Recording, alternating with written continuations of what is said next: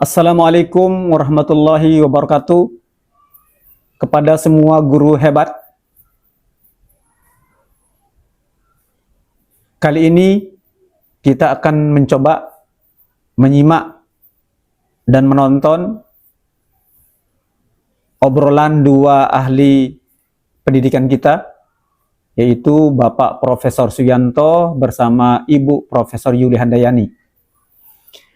Kali ini kedua pakar tersebut akan mengobrolkan tentang pembelajaran mendalam atau deep learning.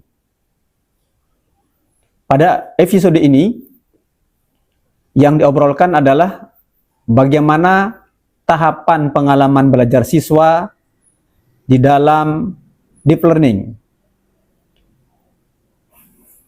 Pengalaman belajar siswa dalam deep learning diawali dengan tahapan memahami, mengaplikasikan, dan merefleksikan. Nah, video kali ini akan membahas bagaimana proses memahami bagian dari pengalaman belajar siswa yang dilakukan oleh Bapak Ibu guru hebat di dalam kelas. Simak terus videonya, semoga kita mendapatkan inspirasi dan tantangan pada video kali ini. Assalamualaikum warahmatullahi wabarakatuh. Para pemirsa, ketemu lagi dengan channel Anda, channel untuk berbagi pengetahuan dan belajar sepanjang hayat. Kali ini berada di episode 19, kita bertemu dengan narasumber kita yang istimewa, jauh dari Australia. Beliau adalah Profesor Yuli Rahmawati, MSc PhD. Beliau sedang menjalankan tugas negara sekarang menjadi Atas Pendidikan dan Kebudayaan di Kedutaan Besar RI di Australia yang kantornya di Canberra. Kita akan membicarakan masih pembelajaran mendalam terkait dengan pengalaman belajar yang membahas mengenai khusus memahami memahami tentang materi-materi ajar. Nah, ini memang unik. Dan video ini tentu saja berguna untuk para instruktur nasional, guru, kepala sekolah, dan pengawas, supaya konsep kita semakin ke bawah, tidak ada yang miskonsepsi. Kita sapa dulu. Assalamualaikum warahmatullahi wabarakatuh, Prof. Yuli. Waalaikumsalam warahmatullahi wabarakatuh. Prof. Suyanto, apa kabar? Alhamdulillah baik. Kita akan berbicara mengenai bagaimana memahami itu diterapkan di dalam pembelajaran, dan bagaimana guru tahu bahwa para siswa atau murid, jadi nggak usah diperdebatkan, para instruktur, mahasiswa dan murid itu sama saja. Kalau persoalan di ketentuan peraturan itu berbicara di domain yang lain. Oke, maksudnya sama. Dan ini gimana, Prof. Yuli?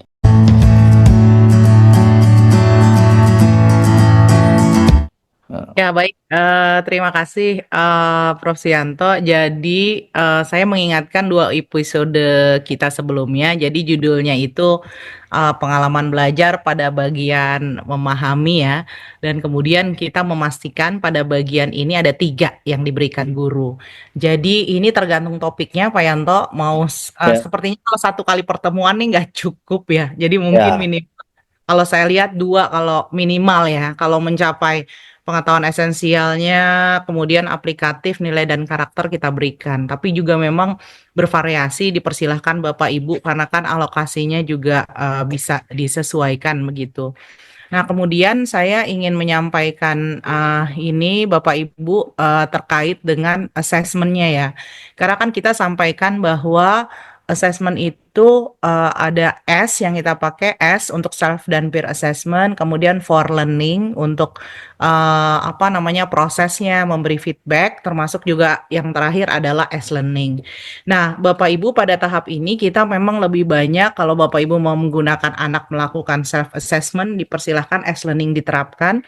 atau pada proses pembelajaran kita melihatnya yang for learning prosesnya begitu ya. Jadi saya mau membaginya berdasarkan 3 jenis yang kita berikan tadi. Kita cek dulu pemahamannya. Karena kita Ya. mau sampai ke mengaplikasi nih ya Pak Yanto ya, Nah, yang berarti kemarin kita sampaikan. prinsipnya guru harus selalu tahu sampai di mana belajarnya siswa atau murid itu sehingga assessment itu bagian yang embedded dengan proses untuk memberikan pengalaman belajar kepada siswa pada tahap memahami. Begitu kan, Yuk?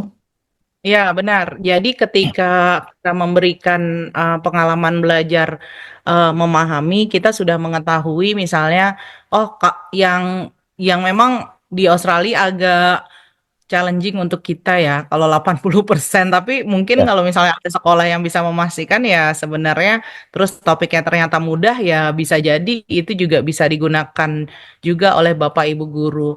Nah, Bapak Ibu seperti biasa ketika tahap awal kan Bapak Ibu sudah melakukan apa namanya mengecek pemahaman ya. Kemudian pada saat bersamaan setelah Bapak Ibu memberikan pengetahuan materi ya, pengetahuan esensial yang ada di capaian pembelajaran, nanti Bapak Ibu lihat yang ada di panduan pembelajaran juga breakdown apa turunan materinya seperti apa.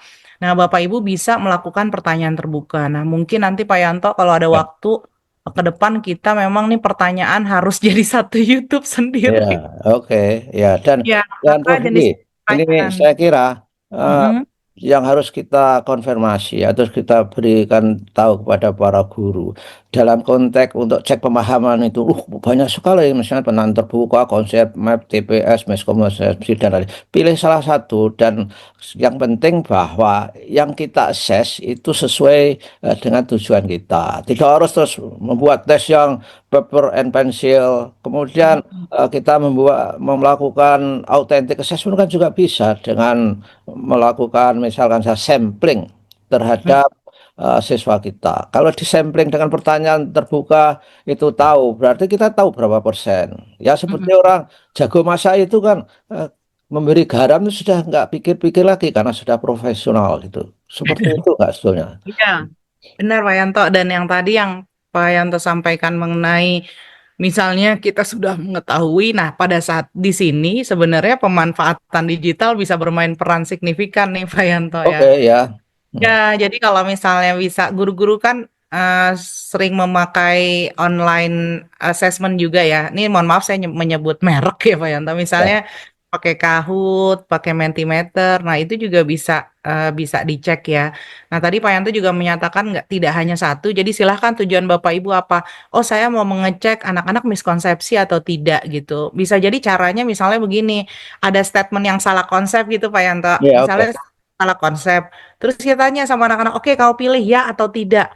Ternyata 90% jawabnya, padahal itu salah konsep, tapi 90% menyatakan konsepnya benar. Nah, kita Ya, langsung refleksi tuh, wah ternyata dari tadi menjelaskan itu tidak paham gitu. Nah, jadi hmm, ada satu buku lagi, saya sih sebenarnya ada paparan sendiri, namanya Classroom Assessment Technique, CATS. Nah, itu nanti di paparan ini saya jelaskan singkat. Jadi kalau mau ngecek pengetahuan awal, mengecek konsepnya, mengecek bahkan kita bisa mengetahui ya bagaimana bukan nilai karakter dinilai saat itu, artinya respon dia terhadap misalnya dikasih kasus terus dia, oh saya tidak setuju karena begini-begini, itu udah ketahuan terinternalisasi paling tidak ya, terstimulasi. Kalau internalisasi masih panjang tapi terstimulasi gitu. Nah, ya, yang kedua karena kita sudah memberikan pengetahuan, misalnya, oh kalau permasalahan, misalnya di kimia ada koloid, oh polusi udara gitu, kaitannya ke polusi udara. oke, Nah, anak-anak tuh bisa dikasih kasus sederhana, taruh di PowerPoint. Coba, menurut kamu konsep koloid yang mana yang masuk pada kasus ini gitu. Nah, oke. kita bisa ngecek jangan-jangan kalau anak-anak itu nggak ada hubungannya, Bu. Udahlah kita Hmm. berarti anak-anak ini belum paham apa yang kita sampaikan gitu. Misalnya kita udah mengajarkan aplikasinya seperti ini gitu. Karena memang kita berharap Bapak Ibu guru mengkaitkan apa yang diajarkan dengan kehidupan sehari-hari begitu Pak Yanto. Ya, ya. Saya kira, Terakhir, ya, saya gimana kira Pak kan Yanto? ini ya. mengapa kita harus cek. Ini kan konteks dari pembelajaran secara nasional kita. Indikatornya itu kan anak-anak tidak belajar. Bahkan Bank Dunia kalau nggak keliru menyindir kita schooling without learning. Orang berbondong-bondong ke sekolah tapi nggak ada yang bisa dipelajari. Ini akibat dari model penyampaiannya itu tidak sesuai dengan apa yang diminati oleh siswa. Saya kira antara lain salah satunya. Gimana nih Bu Yuli tadi? Ya. Nah, iya, jadi menurut saya ya, misalnya setiap topik mata pelajaran kan ada, kalau kita bilangnya prerequisite ya Pak Yanto. Jadi Oke ya. misalnya kalau dia sudah belajar aljabar misalnya atau kimia ada stokiometri. Pertama misalnya dia perkalian aja bermasalah gitu. Yang basic-basic itu Pak Yanto harus dicek juga di awal begitu. Karena Ya. itu requirement untuk dia belajar itu. Jadi mungkin pembagiannya saja tidak bisa karena kita kan selalu bilang ya bahwa ini lintas disiplin gitu. Anak-anak yang kita ajarkan itu sudah belajar misalnya bayangkan anak-anak itu belajar misal 8 mata pelajaran. Di Ya. kita tuh cuma salah satu dari. Berarti Ya, otak dia oke. sudah penuh sama 8 mata pelajaran. Jadi tugas kita kalau guru bisa mengkaitkan apa yang dia pelajari dengan mata pelajaran lain itu prestasi buat saya karena guru akhirnya juga berkomunikasi dengan guru lain. Hmm, Sebenarnya matematikanya sudah sampai mana sih gitu. ya, Bahasa Indonesia sudah diajarkan apa saja. Jadi itu jadi kita sama-sama berkomunikasi saya pikir jadi komprehensif ya anak-anak itu belajar begitu. ya, ya. Jadi prinsipnya bahwa konteks antara apa yang diajarkan dengan apa yang dimengerti, didengar, tapi jangan-jangan kadang-kadang he is hearing but not listening itu terjadi. Oleh karena itu harus guru itu membuat skema dari pembelajaran itu secara cerdik, tuh saya kira ya. Ya. Ya, Ya, ya. dan anak-anak kan lebih konsentrasi kalau Hmm. dengan handphonenya ya Pak, Ya, YouTube, kemudian film. Tapi kalau pelajaran dia sulit itu biasanya konsentrasi karena dianggap kurang menyenangkan ya dibanding ya. aktivitas yang ada di dunia digital itu gitu. Oke, kalau konsep map itu bagaimana misalkan Nah, guru harus jadi melakukan? misalnya, nah ini kekuatan guru untuk mendeteksi juga ya. Jadi misalnya kita bikin, oke anak-anak hari ini kita sudah belajar misalnya apa Bapak, ekonomi apa biasanya Pak? Pasar atau apa Ya, judul topik di ekonomi. Kemudian tulis yang sudah Ibu berikan, misalnya gitu yang sudah Bapak berikan komponen-komponennya, kemudian apa yang kau pahami. Nanti bisa kelihatan misalnya dia bikin garis misalnya pasar, terus misalnya definisi hmm, jenis-jenis gitu. Nah, kita udah tahu oh dia udah masukkan definisi jenis-jenis gitu ya. Mungkin apalagi dalam kehidupan sehari-hari dan sebagainya. hmm, Nah, pilihannya adalah kita kalau untuk awal-awal harus guiding si anak, kita bisa bilang, oke, ibu mau tahu 3 poin, gitu kan? hmm, Eh, Definisi ini itu pertama kali karena kan mungkin anak-anak tidak biasa Pak ya, menuangkan yang ada namanya struktur kognitif anaknya pindah ke tulisan gitu. Nah, setelah itu bisa juga setelah sudah expert dia biasa menuangkan, biasa menuliskan dan sebagainya itu ya sekarang coba apa yang kamu pahami tentang konsep pasar bebas, dia mau nulis apa saja. Nah, oke, layan konsep map ini ya misalnya mungkin kita minta anak coba salah satunya bisa dilihat. Nah, kalau pakai tools Canva tuh anak-anak bisa setiap orang upload foto yang mereka buat terus kita langsung bales bareng-bareng gitu, Pak. oke, Bahas bareng. ya, hmm, Jadi makanya emang kalau misalnya bisa menggunakan teknologi, kalau tidak ya misalnya maju satu terus menjelaskan. Nah dari situ kita dapat ide. Nah guru-guru kan yang paling paham anaknya ya. Jadi ya, mungkin ya, ada ya konsentrasi di belakang kita bukannya artinya kita to the point tuh siswa yang seperti apa, tapi kita udah tahu nih kayaknya anak-anak ini yang ini kurang ya, pas. Coba kita ada yang bagus, kita yang bisa menentukan supaya jadi contoh ke depan, terus yang lain juga bisa, oke yang lain perhatikan ya.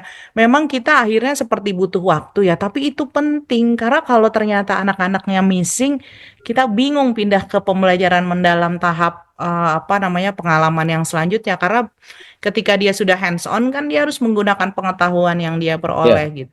Kayak kalau Pak Yanto ingat checking understanding di Sydney kan luar biasa ya nanya aja nulis nanya nulis gurunya tuh kayak ya, cepat luar sekali biasa. gitu mendeteksi kemampuan anaknya gitu. Ya, saya lihat sangat interaktif yang saya observasi Ya, di iya, pembelajaran matematika itu. Guru langsung ke murid ketika duduk di floor, di lantai, dan siap membantu menghapus konsep-konsep yang salah di papan kecil mereka itu. Apa itu namanya? Yang ditulis pakai spidol erasable, gampang dihapus itu loh. Seperti zaman Ya. saya dulu Sabak itu tablet lah. Itu Ya. bilangnya papan jalan ya, Oh, dia bapak jalan ya, oke. Itu dibetulkan. tapi bukan papan jalan apa gitu ya. Oke, oke. Ya, nanti Oh, mau saya konfirmasi lagi bahwa para guru ini kalau ketika kita melakukan pemberian ini pengalaman belajar pada aspek memahami, jangan lupa selalu cek pemahaman siswa, kemudian cek juga pengetahuan aplikatifnya, dan juga cek nilai dan karakter yang sudah kita sampaikan. Sebetulnya ketika cek, cek, cek, cek, itu sebetulnya kan guru juga terlibat dalam refleksi ya, Bu Yuli, iya, untuk dirinya sendiri benar. paling tidak. Ya, ini kan Benar. sangat penting karena jangan sampai kita mengajar terus sebetulnya yang kita ajarkan itu tidak bermanfaat buat siswa kita.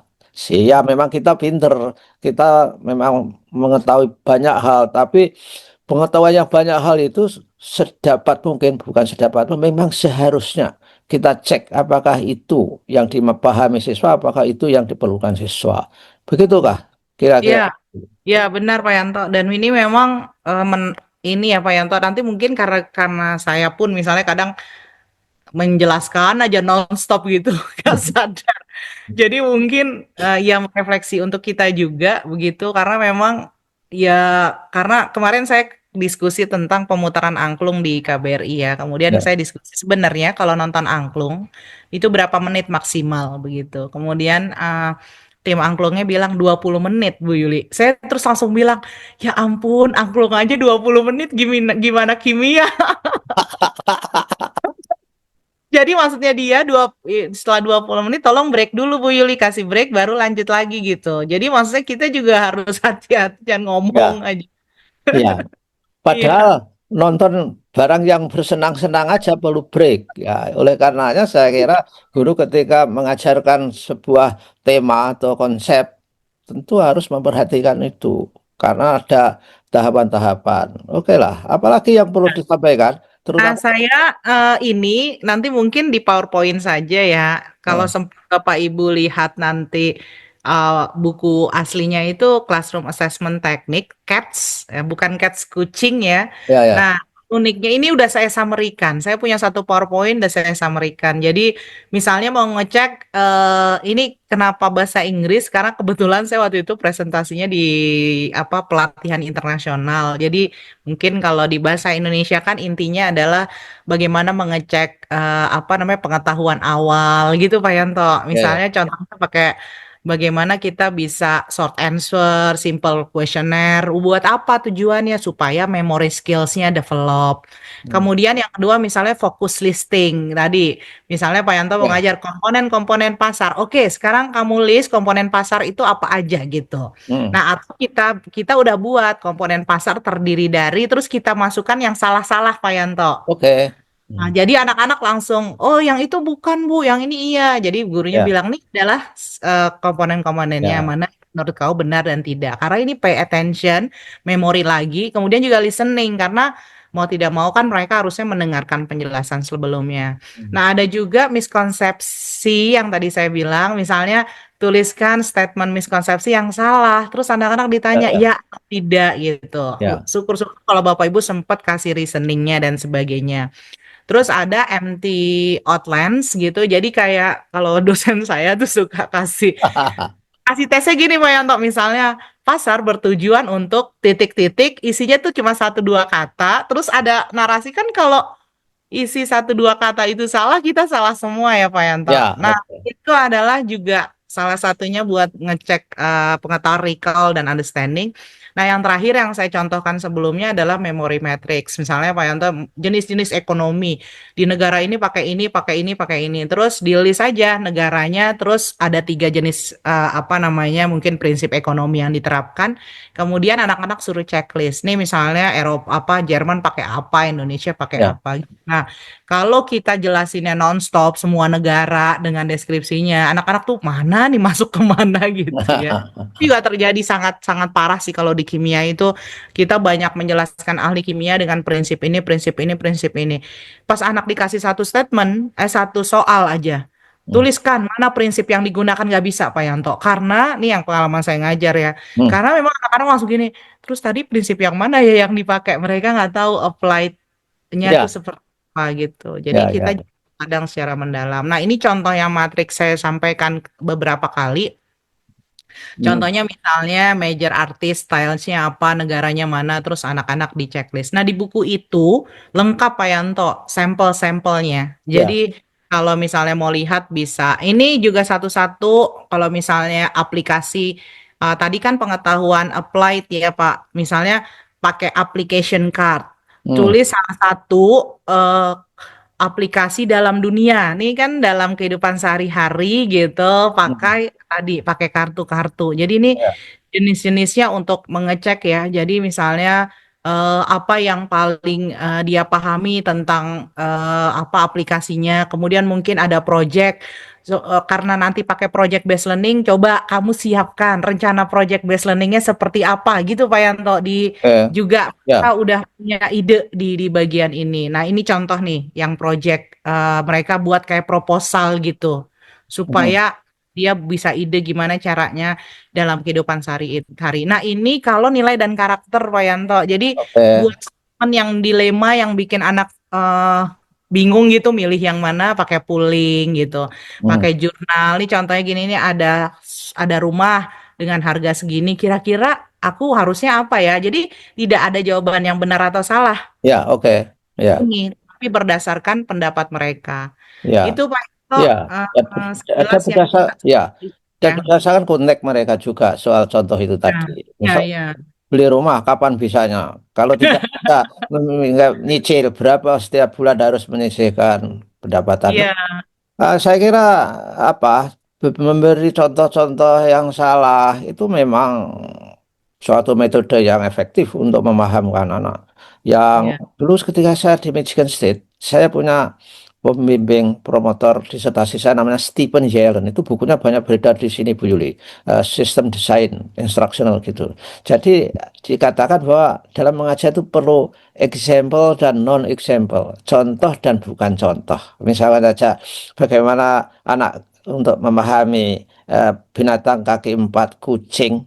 Kucing itu kaki empat, tapi bukan macan. Jadi kalau menjelaskan konsep macan harimau, kucing itu adalah non example. Jadi penting lah kerbau dengan sapi. Tapi kalau misalkan anak tidak diperkenalkan example non example, anak kecil itu ketika melihat kucing, lalu ya. diajak ke kebun binatang, dia akan bilang melihat harimau, wow, kucingnya gede banget ini. Begitulah para pemirsa. Mudah-mudahan Anda selalu ini stay tune di suyanto.id untuk belajar deep learning, pembelajaran mendalam bersama Profesor Yuli Rahmawati. Dan kalau YouTube ini sampai ke Anda, ini adalah berkat editor channel kita Mas Heri Teguh Yono. Terima kasih Bu Yuli dan para pemirsa. Sampai ketemu lagi di lain waktu. Assalamualaikum warahmatullahi wabarakatuh. Waalaikumsalam warahmatullahi wabarakatuh. Terima kasih Prof. Sianto.